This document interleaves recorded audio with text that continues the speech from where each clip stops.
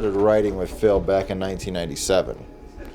I actually have written every single Malevolent Creation song with Phil that anybody's ever heard since 1997. But I would never commit to joining the band full time because I had other things going on. But me and Phil live so close to each other that me and him just write the songs together. And for years Dave would just do the records and tour. I've done some tours. I toured them in like 2002, 2003. I toured them in 2005, and then 2009, I went ahead and said, yeah, let's just do it full time. Are the shows that you've seen throughout the United States, do you see the kids in the rural communities kind of out there a little bit, maybe in more desolate, not so populated areas? Are they more into death metal? You know what's interesting, general, man? Like we played in like Indianapolis, Indiana on like a Monday night, and the place was going nuts. But it's interesting that it's not kids though. It's all, we're an early 90s death metal band. I mean, most of our fan base is in that 29 and up. Yeah. It's such a weird, I have this conversation all the time on this tour. Like, I remember when I was younger and I grew up listening to thrash metal. You know what I mean? Like Slayer, Creator, Destruction, Dark Angel, those are my favorite bands. Then, I heard Death, Scream, Bloody Gore in 87, but I still liked the thrash bands, you know what I mean? Like, I liked all of that. Whereas kids today will like, your Whitechapels and your Black Dahlias, but they don't care at all about the early 90s death metal bands, which it's like, I don't get it. I mean, both bands are that vocal, and both bands are doing blast beats. It's weird how kids just literally just don't care for these older, the older bands. It's like they don't do their history homework.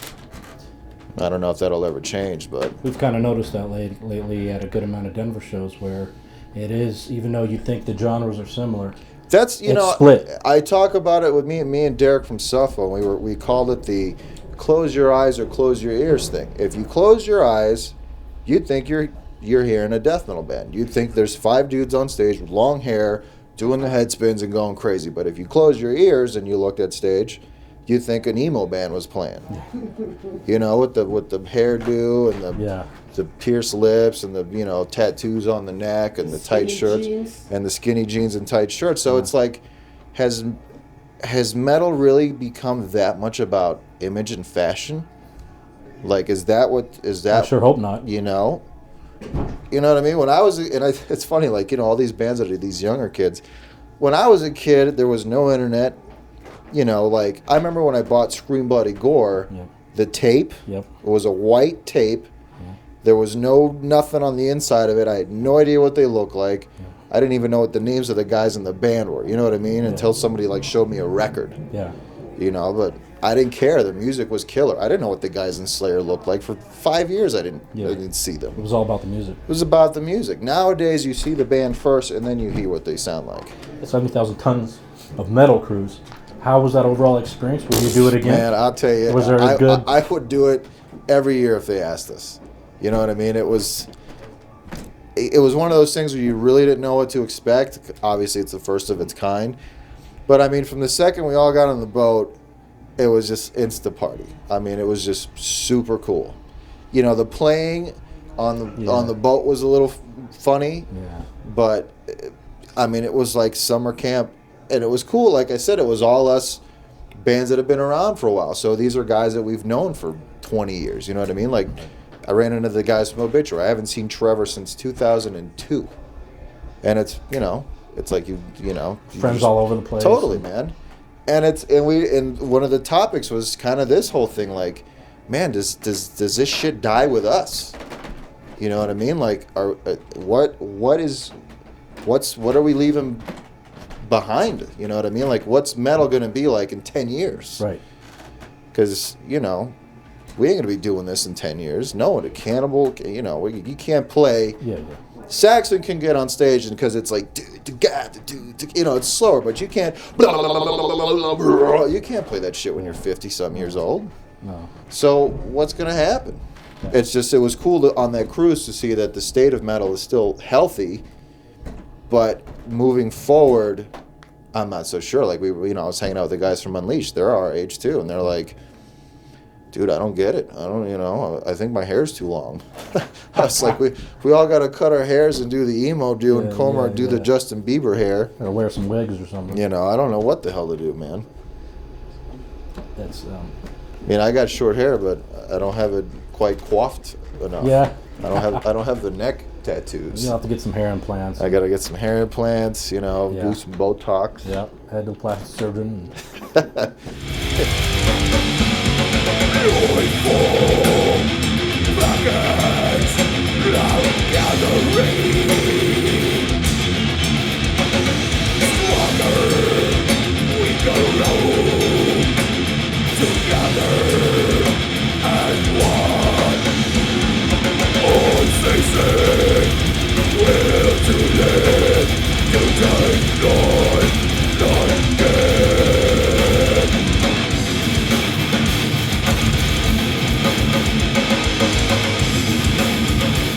This question has probably been, I'm sure it's been asked a lot. A lot of fans consider Malevolent Creation one of the most underrated bands ever in death metal history. What is your opinion on that? Do you agree with that? Do you have a... I was a fan of this band before they even put out 10 Commandments. I remember hearing their demo on this local radio station called like She's Only Local or some shit like that. And from the minute I heard them, I was like, dude, this band is killer, because to me, Malevolent was always the more thrash influenced of all of the Florida death bands. Like Obituary was just a straight death metal band. Morbid was a straight death band. Deicide, straight death metal. Malevolent, because of Brett's voice, to me was always the more thrashy of the bands. And since I came from thrash, I was always a bigger fan. So it's really, really not biased. Like, I was just talking about this last night with somebody, like, I don't really understand it. Maybe it's the lineup changes, but currently,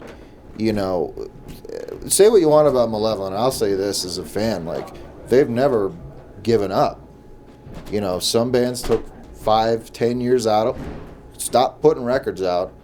Phil kept that ship sailing the whole time, man. You got to give the guy credit where credit's due. And they never put out a sellout shitty album. Every album's been brutal, you know what I mean? Like it or not, they've never conked out. Brett's vocal ability, it's pretty incredible, especially at the high altitude. When I noticed they played it here with Exodus, and you were on that tour, obviously, not too long ago through Denver, and I noticed that he has one of the strongest death metal... he's one of the strongest death metal vocalists who can keep... It goes back to that. I don't really understand why people underrate the band. That guy, fucking dude delivers, man. When we write our albums, it's always me and Phil. We don't even hear the vocals till we do the records. Right. And Brett, like just now at Rutan Studio, like we heard the songs literally for the first time with his vocals, and all of us were like, yeah. He just kills it on that new record. And that's not even me as the guy that like plays in the band. That's just like me as a guy that's been a fan of the band for 20 years now. Brett sounds killer.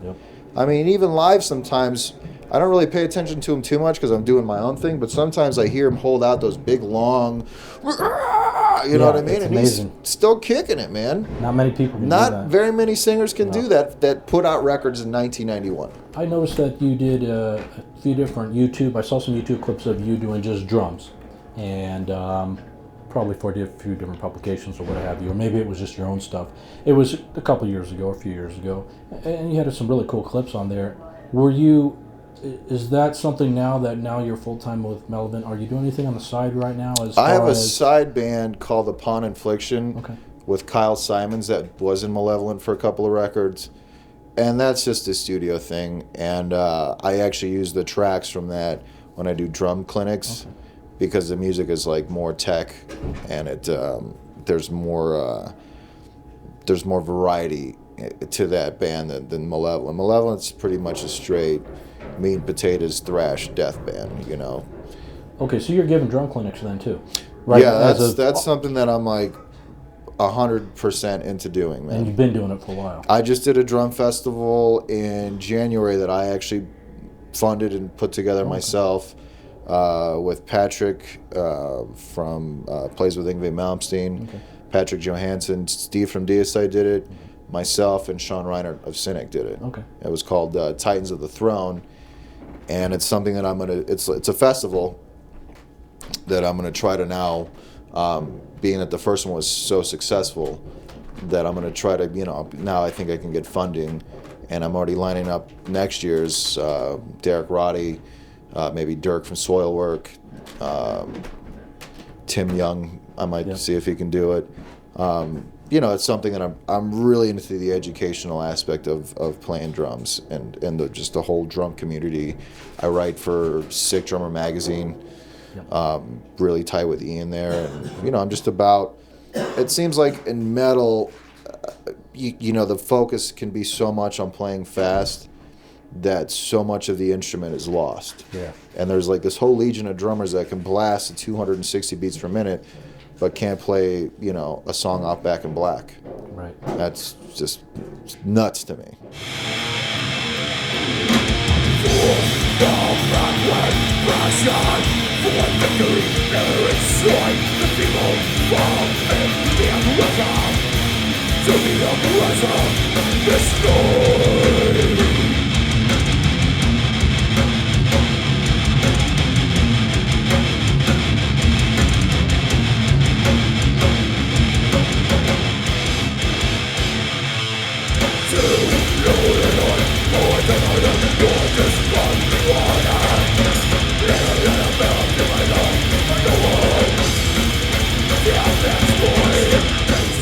I don't know, man.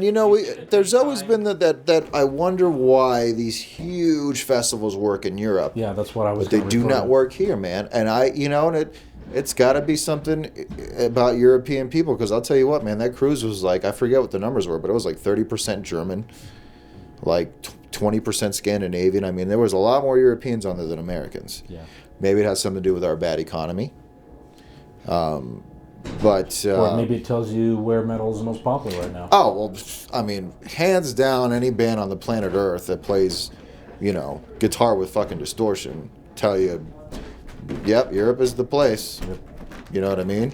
Right. Why do you think the Big Four happened in Europe first? Yeah. Yeah. Those are 4 American bands. Right. And they had to do Europe first. Right. Do you think the Big Four is going to get 150,000 in the States? Right. Doubtful. Yeah. It's the way things are.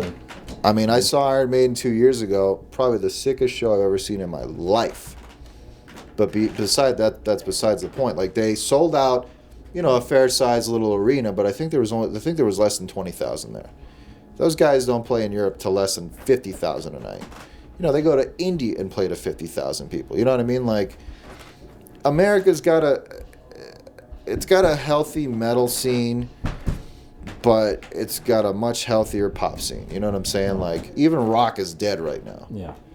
I mean, Justin Bieber's, that's American. Yeah, it is. Even a band as awesome as the Foo Fighters is like a little down in the ranks right now. Amazing. You know what I mean? And that band, I think, is the best rock band in the last 20 years. Right. That band is just the shit. Yeah.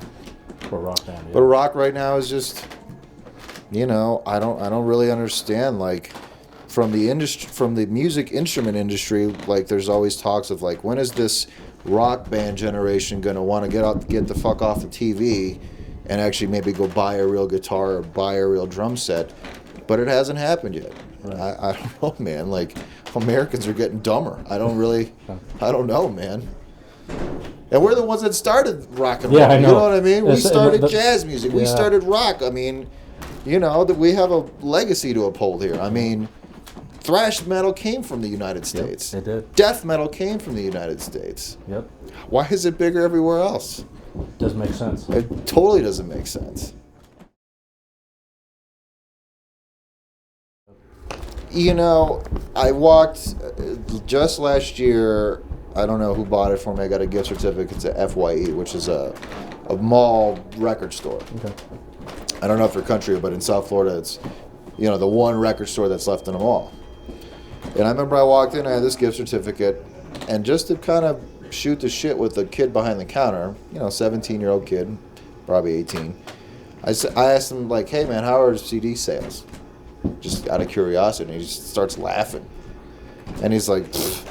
I mean, just serious as a heart attack. He's like, man, I wouldn't buy a CD unless I worked here. Buying a CD has become that absurd of an idea to the younger generation. I mean, they're just screwed. I think metal fans, there's a couple of demographics that are safe as it can be. You're not going to give a 12-year-old kid, a little 12-year-old girl, a burnt copy of a Justin Bieber record. She's going to want the real album, which is why that market is golden. Right. You know, Hannah Montana, those little kids are not going to want, you know, a download off the internet. They're going to want the CD so they could look at it. But thankfully, metal has at least a little bit of that where, you know, when Slayer puts out a new record, dude, I go to a store and I fucking buy a Slayer record because it's going to go on the shelf with all my other Slayer records. You know, there's only a couple of bands. Paradise Lost is another band. I get all their records. I buy it. I want to have the lyrics. I want to have the cover. You know, which is why, like, our new record, we went and spent a few more bucks and got a cool guy to do the album cover. We spent the money to make sure the record sounds good. You know.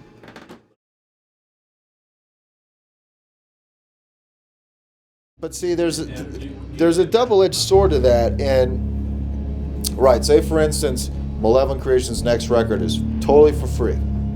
Download it all you want. And the theory behind that would be more people will get into it because it's free, and maybe more people will come to your show. But the double-edged sword to that is, or the negative downside to that is, if every band did that and all of a sudden music was just accepted as a free thing, every band, which is already happening, is going to have to tour their balls off to pay their bills. So what happens? It's not what happens, it's what's happening. On any given city in America, you got, you know, Malevolent coming through town. 2 days later, you got Cataclysm. 2 days after that, it's Deicide. A couple of days after that, it might be Cradle of Filth. I hear they're out on the road. So now, here's a country that's got a strained economy, and now you're forcing these kids, even though the music was free, but, you know, if they want to buy a shirt or a hoodie, which is how I pay my bills, you know, how are they going to afford to go to all the shows and buy the shirts? Yeah. So even if they do afford to go to all 4 shows, they're only going to buy shirts from 2 bands. Right. So that's the bad side to that. If the economy shapes up, maybe we can have this conversation in another couple of years if things shape up and things are going to be looking cooler. I don't know, man. I mean, right now it's tough out there. I mean, I read an interview with the guys from Slipknot saying the same exact words I'm saying, but I'm sure his problem is, you know, I'm worried about paying my car payment. He's probably worried about if he can pay off his yacht payment or something, you know what I mean? But it's all relative in the sense that we all have the same problem, you know what I mean? The guy that's trying to buy a Slipknot shirt maybe won't have money because 2 weeks before that he bought a Disturbed shirt. Right. And those guys' shirts are like $50. Right. You know, I'm trying to get $20 a shirt here, and please buy a shirt. You know what I'm saying? Yeah. So it's. Luckily, we've been doing good on this tour, man. I will say this, man. I want to personally thank each and every single Malevolent Creation fan for sticking by the band for years and sticking by death metal for years. Because, man, if it wasn't for them, like, it would just end. It would stop. That's it. You know what I mean? It's cool that people my age are still into it. You know what I mean? Like, I know a lot of people that, I used to listen to that shit, but, you know, luckily there's enough that still do listen to it, man. And, you know, we're all still doing it, man. Us, Deicide. I'm actually right now in the process of trying to see if I can maybe do a tour with all the Florida heavyweights. There you go. You know what I'm saying? I'm not going to name names because obviously this is totally just in the idea phase, but... You know, a couple of us Florida bands that were on the cruise were having a talk and like, man, we should totally put together a killer Florida package. That'd be awesome. All egos aside. Yeah. And let's just try to do something because I think maybe there is a demographic out there of people that used to listen to Florida death metal, but they've since moved on. But maybe if all those bands toured again, it might rekindle something, you know what I mean? Yeah. Gotta try something, man. I hear you. On that note, I appreciate it. Oh, Hope the thank rest you, of the tour man. goes well Thank for you, you. You man. guys stay relatively healthy. Nobody, not the whole Well, bus I gets think sick. we got but 2 or 3 more cold shows, and then we're at San Diego from there on out. smooth sailing. It'll be tank tops and flip flops, man. Yeah, it'll cure everything. All right, thanks again. Oh, thank you, man.